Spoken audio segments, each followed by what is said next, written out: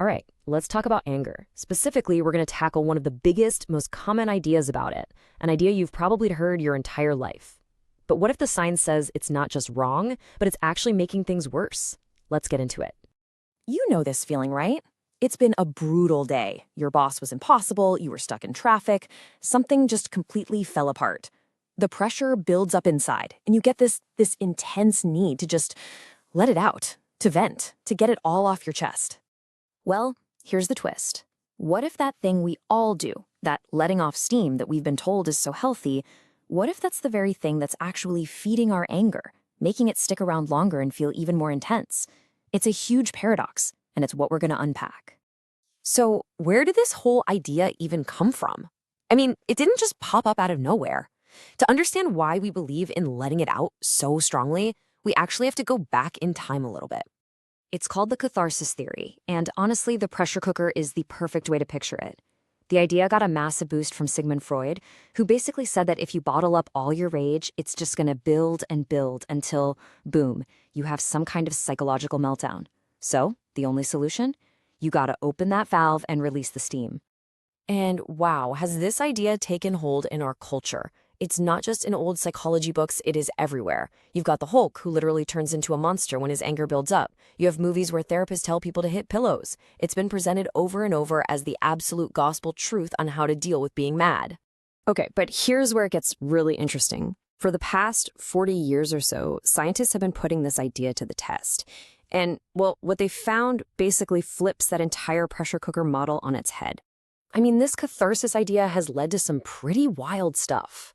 You've got rage rooms where you pay money to just smash printers and TVs. You've even got destructotherapy, like you see here, where people take sledgehammers to old cars. It looks incredibly satisfying, right? But the real question is, does any of it actually help? And the answer from the science is a pretty clear no. So here's the bottom line. When you act out your anger, yelling, punching, smashing things, you're not getting rid of it. You're actually jacking up your body's arousal system, keeping your heart rate high, and literally carving out pathways in your brain that connect feeling frustrated with acting aggressive. You're not putting the fire out, you're throwing gasoline on it. And this isn't just a theory, we have hard data on this. The researcher Bride Bushman did this landmark study where he purposely made people angry. The group he told to go hit a punching bag while thinking about the person who insulted them, they didn't feel better. In fact, they ended up way more aggressive and angrier than the people who were told to just sit quietly for a few minutes. Now, this is where we have to get really specific, because talking about what made you angry isn't always bad. Not at all. The real danger is when we slip from talking it out into something else, a really destructive mental loop. Think about healthy venting, like emotional first aid. It's quick. It's like an exhale. You get something off your chest. You say, man, that was really frustrating. And then you feel a little lighter, the pressure goes down, and you can actually start to move on. Ruminating, though, is totally different. It feels like venting at first, but it never leads to relief. It just traps you on this mental hamster wheel. You just keep replaying the argument, rehearsing what you wish you'd said, stewing in it, and you end up feeling more worked up and way angrier than when you started. So here it is. Here's the simple diagnostic question you can always ask yourself. After you've talked about it, just check in with your body. Do you actually feel lighter, a little clearer, or do you feel even more agitated, more revved up, and more stuck? Your answer tells you everything you need to know about whether you're processing or just spinning your wheels. Okay, so if smashing things is out, what actually works? Let's talk about a new model for dealing with anger, one that's actually backed by science. This chart just lays it out so clearly. Look at the difference. Harmful venting, or ruminating, keeps you focused on the problem. It amps up your heart rate, and the outcome? You feel worse. Helpful processing, or reflecting, is all about finding a solution. It calms your body down, and you end up feeling clearer and ready to take constructive action. So the very first step, pillar number 1, is you have to turn down the heat in your body. Before you do anything else, you have to calm your nervous system. And we're talking about things like deep breathing, maybe a short meditation, or even just stepping away and taking a timeout. Anything that lowers that fight or flight response. And this is so important to understand.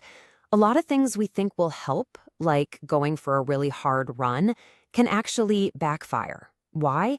Because they keep your body in that same state of high arousal. They might be good for your heart, but they're not helping you process the anger. You've got to calm down, not amp up. All right, on to the second pillar. Once that physical storm inside you has started to calm down, then you can bring your thinking brain back into the game. And there's a really powerful way to do this. It's a technique called affect labeling. Sounds fancy, but all it means is putting your feelings into specific words. And when you do this, something amazing happens inside your head. You activate your prefrontal cortex, your thinking brain, which then acts like a brake on your amygdala, which is your brain's emotional panic button. And the science here is just wow.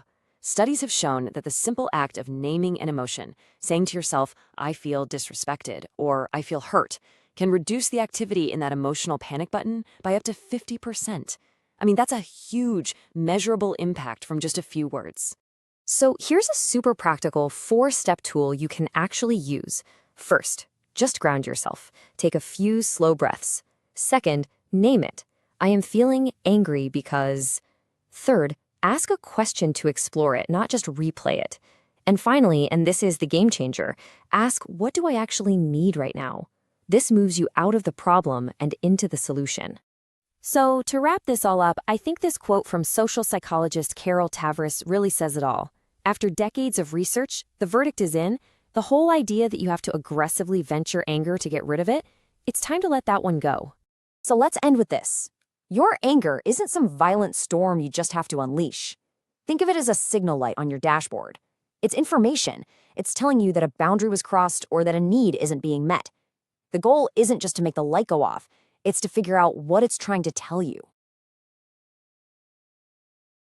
If you enjoyed this video, hit the like and subscribe button and join our community of bridge builders. Let's keep exploring the weird and wonderful ways our psychology shapes who we are today. See you in the next one.